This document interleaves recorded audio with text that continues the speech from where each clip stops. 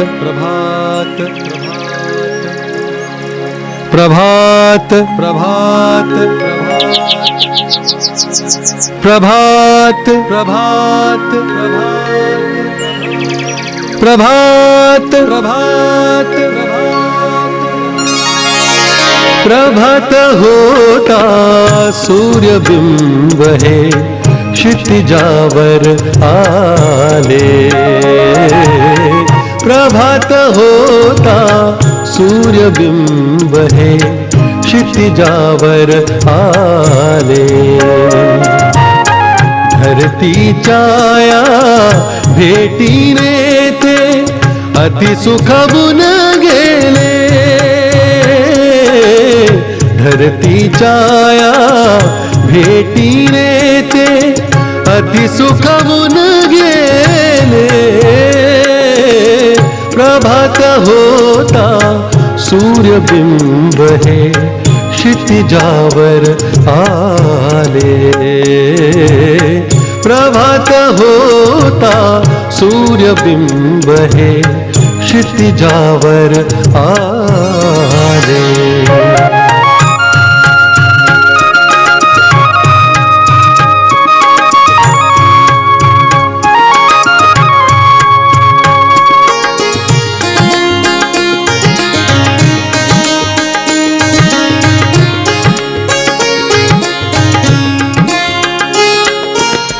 सजली धरती स्वागतास तिज आनंदाश्रू आले।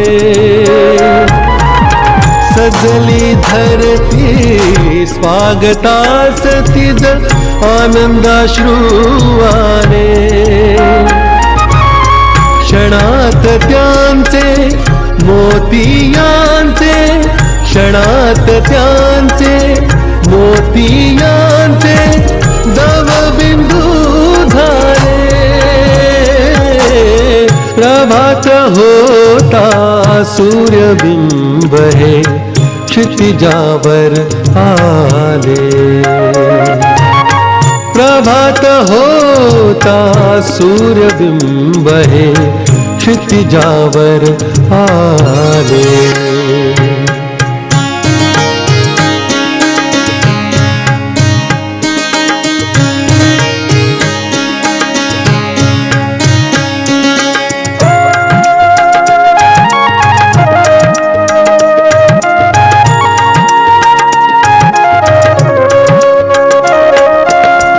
मानव प्राण्या उठी रे लव करी। मानव प्राण्या उठी रे लव करी। आ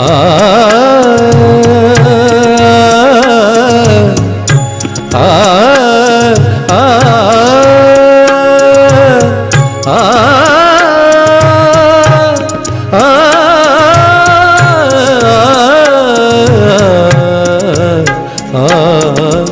मानव प्राण्या उठी रे लव करी।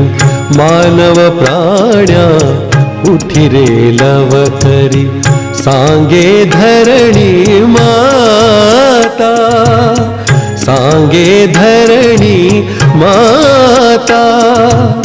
सखा तूच तू या सृष्टीचा सखा तूच तू या सृष्टीचा सज्जन हा स्वागता। प्रभात होता सूर्यबिंब है क्षितिजावर आले।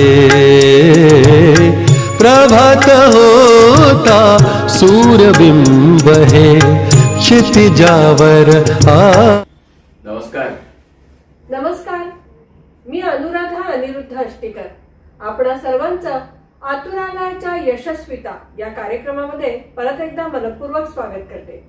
काय म्हणता, कसे आहात सगळे? मजेत ना?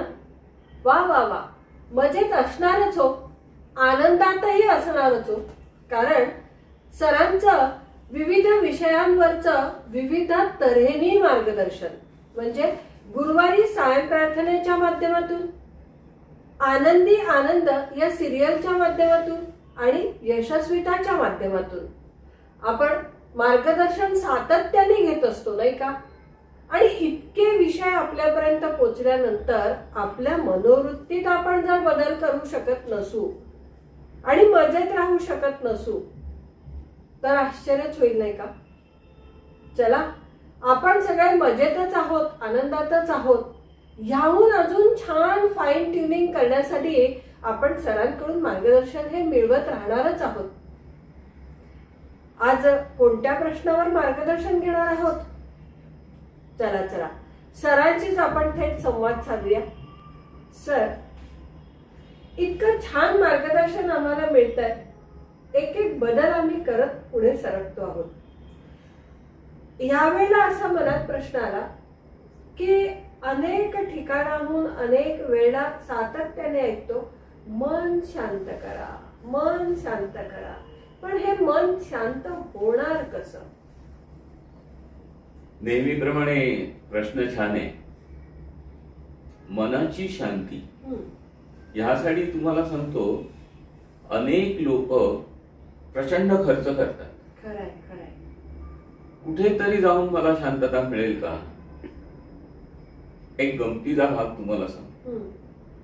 माझ्या परिचयात एक ग्रस्त होते, संसाराला कंटाळले ते मला भेटले. ते 25 वर्षापूर्वी आणि तेव्हा त्यांचं वय 40च्या आसपास. मला असं म्हणाले की या सगळ्या प्रपंचाला कंटाळलोय आणि असं वाटतं पळून जावं. म्हटलं असं काही ठिकाण माहिती आहे तुम्हाला की पळून जिथे जाल तिथे मन शांत होईल? आहे म्हणाले, एक माहिती ठिकाण आहे. म्हटलं कुठे जायचा विचार केला? तर म्हणाले, तुला सांगितलं तर तू सगळ्यांना सांगशील आणि तिथेही लोक येतीलच. म्हटलं अजिबात नाही सांग. ते म्हणाले नक्की? म्हटलं अगदी 100%. कोणीही विचारलं कुठे आहेत, मी अजिबात सांगणार नाही. म्हणाले हिमालयात. म्हटलं तिथे आता गर्दी खूप झाली, कारण जो उठतो तो सांगतो हिमालयात जाऊया, तिथे शांतता आहे, तिथे शांतता आहे. आणि म्हटलं याच्या आधीचा एक किस्सा असा आहे की हिमालय का कुठे माहित नाही, पण एक माणूस असाच पळून गेला होता आणि म्हणाला छानपैकी एका गुहेमध्ये मन शांत करण्यासाठी बसतो. काही त्रास नाही, लोकांची वर्दळ नाही, काही नाही. रात्र व्हायला लागली तेव्हा लक्षात आलं वाघसिंह आले तर. आणि म्हणाले की रात्री काही पळणं शक्य नाहीये, पण ह्या विचारांनी मन इतकं अस्वस्थ झालं की सकाळी उठून परत घरी आले. छान छान छान. आता काय करणार? खरंय, अगदी खरंय. मनाची शांती ही कुठल्याही वातावरणावर अवलंबून नाहीये, ती तुमच्यावरच अवलंबून आहे. तर प्रश्न छानच असतात. मी असं म्हणतो की तुम्ही म्हणता मार्गदर्शन मिळतं, तर माझ्या मते असं होतं ना की माझ्या बुद्धीला चालना मिळते. म्हणजे जसं तुम्हाला उत्सुकता असते की सरांकडनं आता हा प्रश्न विचारून ही गोष्ट करावी, तर मला नेहमी उत्सुकता असते आता या बाई काय प्रश्न विचारणार आणि माझी बुद्धी कुठपर्यंत खेचायला लागेल मला माहिती नाही. आयुष्यामध्ये अनेक घटना ऐकलेल्या असतात, बघितलेल्या असतात आणि काही घटना निसर्ग आपल्या पुढ्यात आणून उभ्या करत असतो. त्यातनं माणूस प्रचंड शिकत असतो, पण ते शिकणं मांडता आलं तर त्याचा उपयोग आहे आणि तो मी करतोय असं म्हणेन. तुम्हाला काही प्रश्न सुचतात, त्यातनं मला काही विषय पुढे मांडता येतात, ही मोठी एक देणगी आहे असं आपण म्हणू. आजचा जो काही तुमचा प्रश्न आहे त्याचं सोपं उत्तर मी तुम्हाला सांगतो. कोणत्याही विचारांचा मनावर परिणाम करून घेतला नाही ना तर मन शांत होतं. आता किती सोपं असतं बघा की एखादा माणूस तुम्हाला काहीतरी बोलतो, बोलल्यानंतर आपण विचार करायला सुरुवात करतो की हा असंच का बोलला, मलाच का बोलला, आणि ह्यानी मन सगळं डिस्टर्ब होतं. हा डिस्टर्बन्स एका क्षणात टाळला जाऊ शकतो की तो बोलला तर बोलला, मला काय करायचं. म्हणजे मला काय करायचं ही जी भावना ज्याच्याकडे असते त्याचं मन शांत असतं. पण हे सगळ्यांना जमतं असं नाही. नाही सर, कठीण आहे. काही ठराविक जण असा विचार करतात की कोणतीही गोष्ट येऊ दे मनापर्यंत न्यायचीच नाही. आपली जी इंद्रिय आहेत ना, ही इंद्रिय आतमध्ये सगळे इनपुट्स देतात. पण त्या इनपुट्सचा जर विचारच केला नाही तर मन किती शांत आहे. खरंय. असं बरेच वेळेला लोक म्हणतात की मनात काही विचार नको यायला. फार कठीण गोष्ट आहे. मी असं म्हणेन मनात विचार येणार नाही असं होणारच नाही. पण तेच जर विचार पॉझिटिव्ह आले, तेच जर विचार देवतांचे आले, अध्यात्मामध्ये काय करू शकतो याचे आले, तर त्रास होणार नाही. आपल्या मनामध्ये विचार काय येतात? माझ्या घरातल्यांचं कसं होईल, माझं पुढे कसं होईल, किंवा हा मला काय बोलला, ही परिस्थिती माझ्यावरच का आली, आणि असे सगळे गोंधळ होतात आणि मग मन डिस्टर्ब होतं. ही मनाची एकाग्रता ज्याला आपण म्हणतो ना, ही साधणं फार कठीण आहे. एकाग्रता म्हणजे काय हो? तर तुम्ही एका विचारात राहा, किती सोपं होईल. मी आज साधना काय केली, लोक विचार करतात जेवण काय केलं. जेवण काय केलं हवं तसं नाही मिळालं की मन डिस्टर्ब झालं. किंवा अगदी बायकांचा विचार करा, त्याही म्हणताना म्हणतात रोज रोज काय करायचं कंटाळा आलेला आहे. आता हे कंटाळून काही उपयोग नाहीये, पण मन डिस्टर्ब झालं ना. अगदी या डिस्टर्बन्सचं मोठं उदाहरण तुम्हाला सांगतो. मन कसं पकडतं, लोक जे काही बोलतात त्याचा परिणाम आपल्यावर किती प्रमाणात होतो आणि मग त्याचा आपल्याला त्रास किती होतो, ह्याचं उत्तम उदाहरण म्हणजे मेडिकल सायन्स. मेडिकलला जी काही मुलं जातात ती दुसऱ्या नाही तर तिसऱ्या वर्षात कॉलेज सोडून देतात. आणि याचं कारण काय आहे? ज्या वेळेला काही सिम्पटम्स सांगितले जातात, पोटदुखीची काय कारणं असू शकतात, तुमच्या फंक्शन्स कशा असतात, मग ह्या सगळ्या रात्री आपल्या मनामध्ये येतात. मला पण असंच होतं का, माझं पण पोट अमुक बाजूला दुखतं का, मग मला अपेंडिक्सचा त्रास तर नसेल. कारण हे सगळं सांगितलं गेलंय आणि हे सगळं सातत्याने सांगितल्यामुळे आपल्याला सगळे आजार होऊ शकतात ही कल्पना त्याने येते. बरोबर. आता इथे मन किती डिस्टर्ब झालं बघा. पण जर असा विचार केला की हे माझ्याशी रिलेटेड नाहीये, मला शिकायचं आहे, फक्त एक ज्ञान म्हणून मी हे प्राप्त करतोय, तर तुम्हाला त्रास नाही होणार. पण लोक तसं करायला तयार नसतात आणि मग जे काही घडतं त्या सगळ्यांचा विचार आपल्याकडे येतो आणि आपण डिस्टर्ब होतो. बोलणारे बोलून जातात आणि रात्री शांत झोपतात. आपण रात्र रात्र जागतो की हा असं का बोलला. उत्तर काही नसतं. कोणी काय बोलावं, कोणी कसं वागावं, कोणी काय करावं आपल्या हातात नाही. आपल्या हातात एकच आहे की ते मनाला लावून घेऊ नये. आणि जर मनाला लावून घेतलं नाही तर आपल्यासारखा आनंदी माणूस नाही आणि मन किती शांत होऊ शकेल बघा. असं म्हणतात मन चंचल आहे. चंचलता आपण निर्माण केली आहे. मन चंचल नाहीये. जे विचार चंचल आहेत आणि ते मनाला धावडवत आहेत. मग या विचारांवर ताबा मिळवा, मन अतिशय शांत होऊ शकतं. क्या बात है. खूपच छान आणि अगदी सोप्या पद्धतीने सर तुम्ही सांगितलं आहे की मन शांत कसं करायचंय. मनाला अशांती देणारा सगळ्यात महत्वाचा भाग म्हणजे लोक जे काही बोलले ते मनाला लावून घेणं. काय मंडळी घडतंय असं? लोक काय बोलले यावर खूप विचार करतोय का आपण?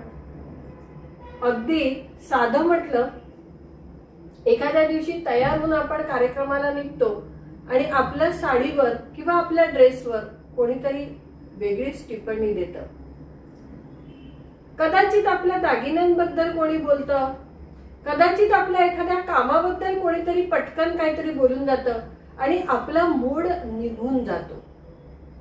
खरंच सर म्हणतात तसं या सगळ्या बोलण्यावर विचार करण्याची गरज आहे का?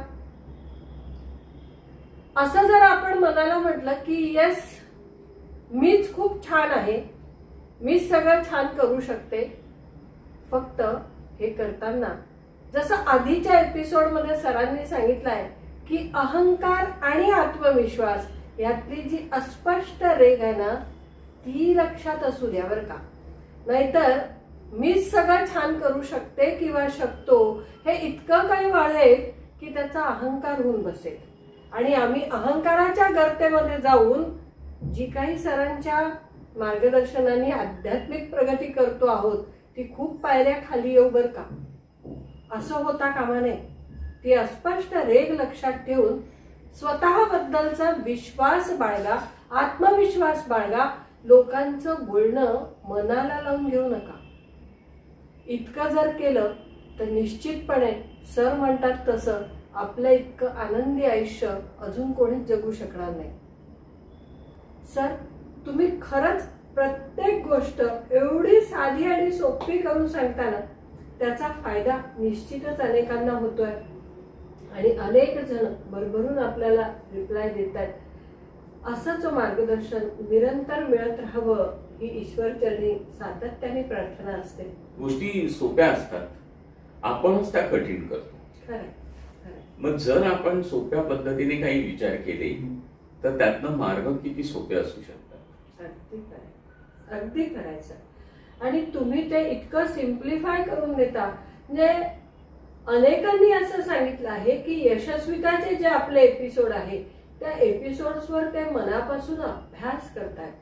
अनेक लोक प्रवासामध्ये ते एक एक एपिसोड ऐकत ऐकत प्रवास करतायत. त्यावर चिंतन आणि मनन दोन्हीही या लोकांचं सातत्याने सुरू आहे आणि त्याचा फायदा अनेक लोक करून घेतोच आहोत आम्ही. तर आजच्याही या एपिसोडचा आम्हाला मनाला शांती देण्याचा एक सोपा मार्ग मिळाला आहे. अनेक वेळा असं होतं एवढं जप करा, एवढ्या ठिकाणी जा, तर हे न करता हे किती सोपं आहे. आणि असं आपण म्हणू ना की पटकन पिन पॉइंट हेच जर सोडलं तर झालंच, तशातला तो भाग झाला आहे. खरं आहे ना मंडळी, पटतंय ना. किती साधंसं सरांनी सांगितलंय. अंमलात आणून बघूया. चला, तुमच्या या प्रयत्नांसाठी खूप खूप शुभेच्छा. यशस्विताचा 25वा एपिसोड म्हणजे रौप्य महोत्सवी एपिसोड झाला. 50वा म्हणजे सुवर्ण महोत्सवी एपिसोड झाला आणि आता 75वा म्हणजे अमृत महोत्सवी एपिसोड आता आपण करतो आहोत. या एपिसोडमध्ये तुमच्यापैकी कोणाला जर सहभागी व्हायचं असेल तर निश्चितपणे कळवा. 75व्या एपिसोडच्या शूटिंगच्या वेळेला निश्चित तुम्हाला आमंत्रण येईल आणि आपण छान प्रकारे तो एपिसोड पूर्ण करून सगळ्यांपर्यंत पोहोचवणार आहोत. पुढच्या नवीन प्रश्नासह परत एकदा आपण रविवारी सरांना भेटणार आहोतच. धन्यवाद.